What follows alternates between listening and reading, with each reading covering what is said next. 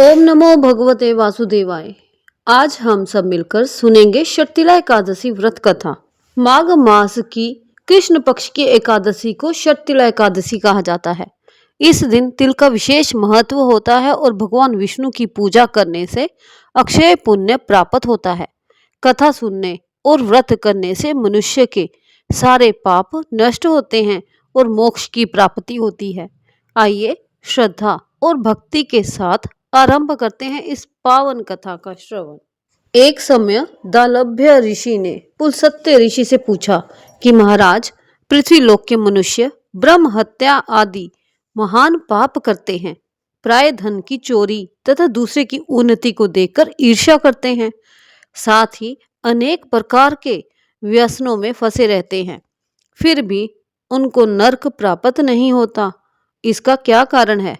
वे ना जाने कौन सा दान पुण्य करते हैं जिससे उनके पाप नष्ट हो जाते हैं। ये सब कृपा पूर्वक आप हमें बतलाइए। पुलस्त्य मुनि कहने लगे कि हे महाभाग, आपने मुझसे अत्यंत गंभीर प्रश्न पूछा है। इससे संसार के जीवों का बहुत अधिक भला होगा।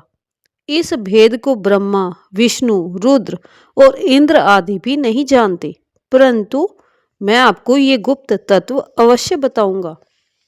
माघ मास के लगते ही मनुष्य को स्नान आदि करके शुद्ध रहना चाहिए और इंद्रियों को वश में करके तथा काम, क्रोध, लोभ, मोह, अहंकार, ईर्ष्या और द्वेष आदि का त्याग कर भगवान का स्मरण करना चाहिए।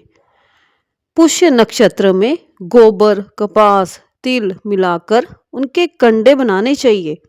उन कंडों से 108 बार हवन करना चाहिए और उस दिन मूल नक्षत्र हो और एकादशी तिथि हो तो अच्छे पुण्य देने वाले नियमों को ग्रहण करें।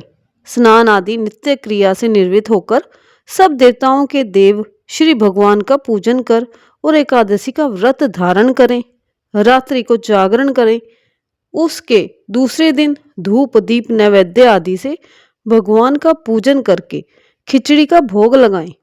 तत्पश्चात पेठा, नारियल, सीताफल या सुपारी सहित अधर्य देकर स्तुति करें कि भगवान, आप दीनों को शरण देने वाले हैं, इस संसार सागर में फंसे हुओं का उद्धार करने वाले हैं। हे पुंडरीकाक्ष, हे विश्व भावन, हे पूर्वज, हे जगतपते, आप लक्ष्मी सहित इस तुच्छ अधर्य का ग्रहण करें। इसके पश्चात जल से भरा हुआ कुंभ अर्थात घड़ा ब्राह्मण को दान करें तथा ब्राह्मण को श्याम गो या तिल पात्र देना भी उत्तम है। तिल स्नान और भोजन दोनों ही श्रेष्ठ है। इस प्रकार जो मनुष्य जितने तिलों का दान करता है उतने ही 1000 वर्ष स्वर्ग में वास करता है। तिल स्नान, तिल का उपटन, तिल का हवन, तिल का तर्पण, तिल का भोजन और तिलों का दान, ये तिल के 6 प्रकार के प्रयोग होने के कारण ये षटतिला एकादशी कहलाती है। इस व्रत के करने से अनेक प्रकार के पाप नष्ट हो जाते हैं। इतनी कथा कहकर पुलस्त्य ऋषि कहने लगे कि अब मैं इस षटतिला एकादशी की कथा तुमसे कहता हूँ। एक समय नारद जी ने भगवान श्री विष्णु से यही प्रश्न किया था और भगवान ने जो षटतिला एकादशी का महात्म्य नारद जी से कहा सो मैं तुमसे कहता हूँ। नारद जी कहने लगे कि भगवान, षटतिला एकादशी का क्या पुण्य होता है और इसकी क्या कथा है, सो मुझे कहिए। भगवान कहने लगे कि हे नारद, मैं तुमसे आंखों देखी सत्य घटना कहता हूँ, तुम ध्यान पूर्वक सुनो। प्राचीन काल में मृत्यु लोक में एक ब्राह्मणी रहती थी। वह सदैव व्रत किया करती थी। एक समय वह 1 महीने तक व्रत करती रही। इससे उसका शरीर अत्यंत दुर्बल हो गया। यद्यपि वह अत्यंत बुद्धिमान थी, तथापि उसने कभी देवताओं या ब्राह्मणों के निमित्त अन्न या धन का दान नहीं किया था। इससे मैंने सोचा कि ब्राह्मणी ने व्रत आदि से अपना शरीर शुद्ध कर लिया है, अब इसको विष्णु लोक तो मिल ही जाएगा, परंतु इसने कभी अन्न दान नहीं किया है, इससे इसकी तृप्ति होनी कठिन है। ऐसा सोचकर मैं एक भिखारी बनकर मृत्यु लोक में उस ब्राह्मणी के पास गया और उससे भिक्षा मांगी। वह ब्राह्मणी बोली कि महाराज, आप यहाँ किस लिए आए हैं? मैंने कहा कि मुझे भिक्षा चाहिए।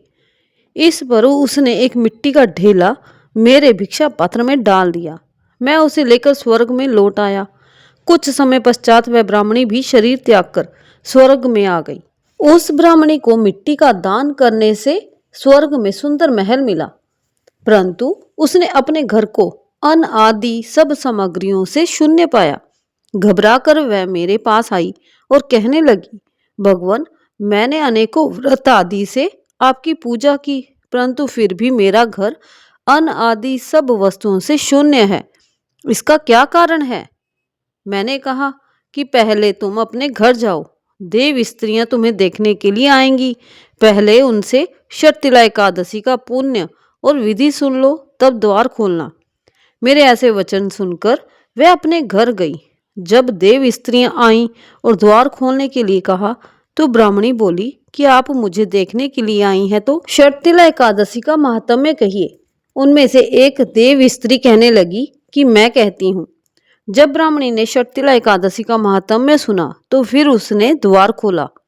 देवांगनाओं ने उसको देखा कि ना तो वह गंधर्वी और ना आसुरी है, वरन पहले जैसी मानुषी है। उस ब्राह्मणी ने भी उनके कथा अनुसार शर्तिला एकादशी का व्रत किया। इसके प्रभाव से वह सुंदर और रूपवती हो गई तथा उसका घर अन्न आदि समस्त सामग्रियों से युक्त हो गया।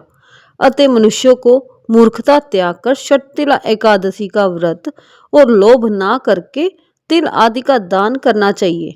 इससे दुर्भाग्य, दरिद्रता तथा अनेक कष्ट दूर होकर उनको मोक्ष की प्राप्ति होती है। बोलो विष्णु भगवान की जय, माँ लक्ष्मी की जय।